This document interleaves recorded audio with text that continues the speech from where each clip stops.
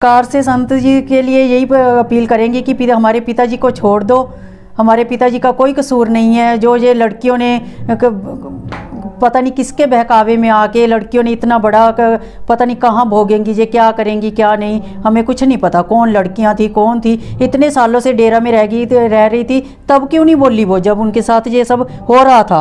एकदम उन्होंने क्या जब खट्टा सिंह के साथ दुश्मनी होगी तब क्यों बोली। नमस्कार दोस्तों, द फैक्ट टाइम में आपका स्वागत है। लगातार आपको पब्लिक की सीधी बातचीत दिखा रहे हैं। हमारे साथ सोनिया बंसल इंसा जी हैं, जो पिछले 25-30 सालों से डेरा सच्चा सौदा में जा रहे हैं। इनसे जानते हैं कि इनका क्या मानना है, कैसा इन्वायरमेंट है डेरा सच्चा सौदा का। सोनिया बंसल जी, आपका द फैक्ट टाइम में स्वागत है। Thank you. आप 25-30 सालों से जा रहे हो डेरा सच्चा सौदा? हाँ जी 30 सालों से। रेगुलर आपने विजिट किया वहाँ पर? रेगुलर तो नहीं, कभी कभी ऐसे था भी कि कुंवारे होते भी घर पे नहीं जाने देते थे, और मैरिज के बाद भी कभी बच्चे हो गए फिर नहीं जा पाए। अब जाते हैं, सिरसा कम जाते हैं लेकिन नाम चर्चा में आते ही आते हैं। इन्वायरमेंट कैसा लगता है आपको आश्रम का? बहुत बढ़िया आश्रम का, हम बहुत बार गए हैं, ऐसी बात नहीं है, बहुत बार गए हैं आश्रम में। लेकिन इतना बढ़िया होता है सतगुरु का कोई, इतने हम तो एकदम हैरान हो गए जब उनके ऊपर इतने झूठे आरोप लगे कि ये कहाँ से बातें निकल के आ रही हैं।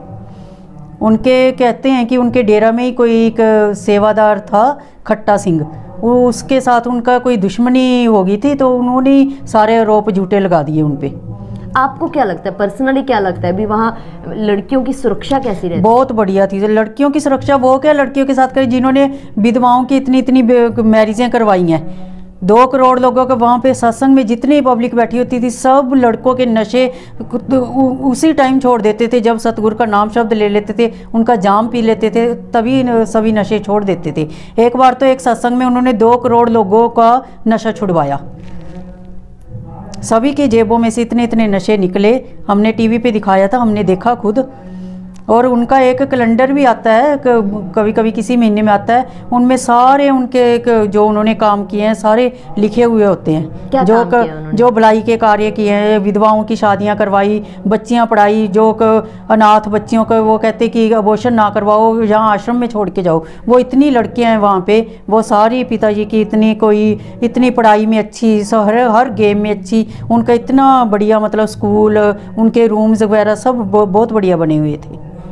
ये हमने सारा कुछ देखा हुआ है। कभी भी आपने अलग तरीके का महसूस किया? नहीं, कभी भी नहीं। हमने तो बिल्कुल नज़दीक से पिताजी के दर्शन करते थे। हम तो बिल्कुल नज़दीक, हमारे तो पिताजी हैं, हमारे तो जैसे माँ बाप नहीं हैं तो हमारे यही माँ बाप हैं। फिर ऐसे संत के ऊपर जो ऐसे आरोप लगाए जा रहे हैं, क्या कहना चाहोगे आप? वो तो सबके ऊपर ही लगते हैं, क्यों कौन से संत है जिनके ऊपर आरोप नहीं लगते।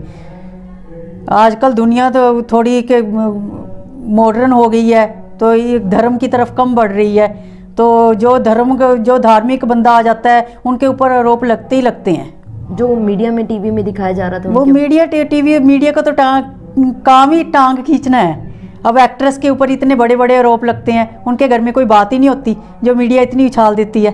क्या से क्या बात बन जाती है उनकी। मियाँ बीबी का झगड़ा भी हो जाए तो मीडिया इतना उछाल देती है कि उनकी डिवोर्स तक बात पहुँचा देती है। उनके घर में ऐसी बात ही नहीं होती कोई। मैम, ऐसा क्यों होता है? मतलब एक ऐसे समाज सुधारक के लिए, जैसे आपने बताया उन्होंने विधवाओं की शादी करवाई, हाँ, तो ऐसे समाज सुधारक, उन्होंने इतनी फिल्में बनाई हैं, उन फिल्मों से पता चलता है। अब ये जो वायरस आया था कोरोना वायरस, इसके ऊपर उन्होंने पहले ही फिल्म बना दी थी। उन्होंने पहले ही बता दिया था कि एक ग्रीन कलर का वायरस आएगा जो आधी से ज़्यादा दुनिया ख़त्म कर देगा। उसके ऊपर उन्होंने इतने साल पहले एक फिल्म बना दी थी। वो वायरस अब आया है 2020 में। हाँ जी मैम, क्या आपको लगता है सोसाइटी के लिए उनका कोई अहम कंट्रीब्यूशन है? हाँ जी है। अगर वो होते तो मैं कहती हूँ कि अगर ये जो नशे अब फिर बढ़ रहे हैं, जो लोग शराबे पी रहे हैं, अब लॉकडाउन में सभी शॉप्स बंद थी, एक अकेले ठेके खुले थे, ये कि शायद ना होता अगर वो होते तो। और क्या प्रभाव पड़ रहा है समाज के ऊपर? बहुत, हमारे तो और का समाज का तो पता नहीं, हमारी संगत का बहुत एकदम बिछड़ सी गई थी। संगत घर पे बैठे रोते थे कि कब पिताजी आएंगे, कब नाम चर्चा शुरू होगी, कब सिमरन अखंड सिमरन शुरू होंगे। अब हमें अच्छा लगता है, सिमरन में आते हैं, सत्संग में आते हैं, तो हमारा तो ऐसे हो गया कि हमारा सब कुछ ही चला गया। जरूरत है मैम उनकी, बहुत बहुत ज़रूरत है उनकी। आए वो हमें दर्शन दें, सिरसा में आए, अपना डेरा संभालें, हम उनके दर्शन करके आए। वहाँ पे सेवा पूरा दिन चलती थी, 3 दिन लगातार सेवा चलती थी। आपकी क्वालिफिकेशन क्या है मैम? BA। मैम आप इतने पढ़े लिखे होने के बावजूद भी मतलब एक संस्था के साथ, एक संत के साथ किस सोच से जुड़े हो? मतलब क्योंकि कहते हैं ना कि कोई बंदा भगवान के रूप में आता है, वही दुनिया को मतलब मोक्ष की तरफ लेके जाता है। वो संत ही होते हैं, संत के रूप में भगवान ही आते हैं।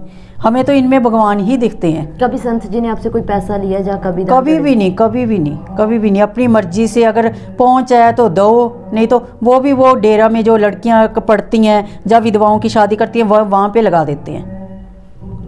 क्या आप अपील करना चाहोगे सरकार से संत जी के लिए? सरकार से संत जी के लिए यही अपील करेंगे कि हमारे पिताजी को छोड़ दो। हमारे पिताजी का कोई कसूर नहीं है। जो ये लड़कियों ने पता नहीं किसके बहकावे में आके लड़कियों ने इतना बड़ा पता नहीं कहाँ भोगेंगी, ये क्या करेंगी क्या नहीं, हमें कुछ नहीं पता। कौन लड़कियां थी, कौन थी, इतने सालों से डेरा में रह रही थी, तब क्यों नहीं बोली वो? जब उनके साथ ये सब हो रहा था, एकदम उन्होंने क्या जब खट्टा सिंह के साथ दुश्मनी होगी तब क्यों बोली? हमें तो ऐसे लगता है कि उन्होंने पैसे खिलाए हैं इनको। समाज को क्या बताना चाहोगे? क्योंकि समाज में एक अलग सी इमेज है समाज के दिमाग में, क्योंकि मीडिया में जो दिखा है कि इमेज बनी हुई है उनके दिमाग में गुरुजी को लेकर, जडेरे को लेकर। आप फैक्ट हो, आप क्या बताओगे अपनी? हमें तो कोई फर्क नहीं पड़ता। हमें तो जब आस पड़ोस में भी कोई उनके बारे में कोई गंदी बात करने, हम उठ के चल जाते हैं। हम वहाँ से उठ के अपने घरों में चल जाते हैं। ये सजा किसको मिल रही है, संत जी को या पूरी सोसाइटी को? पूरी सोसाइटी को। हमें तो सबको ही सजा मिल रही है। जब हमारे पिताजी नहीं है, ठीक है, हमें नाम चर्चा भी हो रही है, आज सत्संग भी हो रहा है, हमारे अखंड सिमरन भी चल रहे हैं, वहाँ से मैसेज आते हैं पिताजी के कि किसी ने उदास नहीं होना, सब ने दिवाली पे अपने घरों में दिए जलाने हैं, किसी ने कोई त्यौहार नहीं छोड़ना। लेकिन हमारा मन तो अंदर से दुखी है कि पिताजी आए, एक सूनापन सा है। जी बहुत बहुत धन्यवाद सोनिया जी हमारे साथ जुड़ने के लिए। दोस्तों, वेल एजुकेटेड लोग हमारे साथ जुड़ रहे हैं, लगातार आपके सामने फैक्ट रख रहे हैं। आप लोग भी खुले दिमाग से सोचिए, आखिर सच क्या है, रियलिटी क्या है, फिर आखिर क्यों एक संत को बदनाम किया गया? एक तरफ गुमनाम चिट्ठी, दूसरी तरफ ये करोड़ों लोग। आखिर सच क्या है, ये खुले दिमाग से जरूर सोचिए। फिर क्यों एक संत को इस तरीके से बदनाम किया गया, क्यों वहां जाने वाली करोड़ों लड़कियों को बदनाम किया गया? ये लगातार जनता सवाल उठा रही है और इंसाफ की मांग की जा रही है। लगातार आपको सीधी बातचीत दिखा रहे हैं। आप लोग भी देखिए और अपनी राय डालते रहिए कमेंट बॉक्स में। देखते रहिए द फैक्ट आई, सच का साथ दीजिए। इस चैनल को जरूर सब्सक्राइब कीजिए। बहुत बहुत धन्यवाद।